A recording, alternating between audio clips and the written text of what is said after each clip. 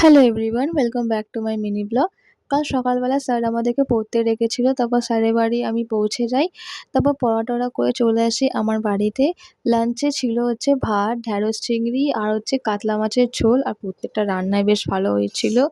তারপর আমি এখানে দুপুরবেলা ঘুমিয়ে পড়ি। তারপর ঘুম থেকে উঠে আমি চকলেট কেক খেয়ে নিই। তারপর রেডি হয়ে বেরিয়ে গেলাম একটু ফুলবাগানের দিকে, কারণ অনেকদিন হলো মোমো খাওয়া হয়নি। তাই মোমো খেয়ে নিলাম বন্ধুর সাথে। তারপর চলে গেলাম প্যান্টালুজে।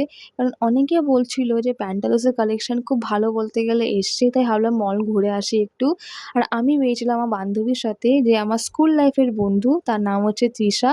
তো ওর সাথে গল্প আড্ডা দিয়ে দিলাম। তারপর আমরা দুজনে নিয়ে নিলাম একটা আইসক্রিম, একটা না দুটো সরি, যাই হোক। তারপর ওকে টাটা করে চলে আসি আমার বাড়ি, মানে শিয়ালদার দিকে।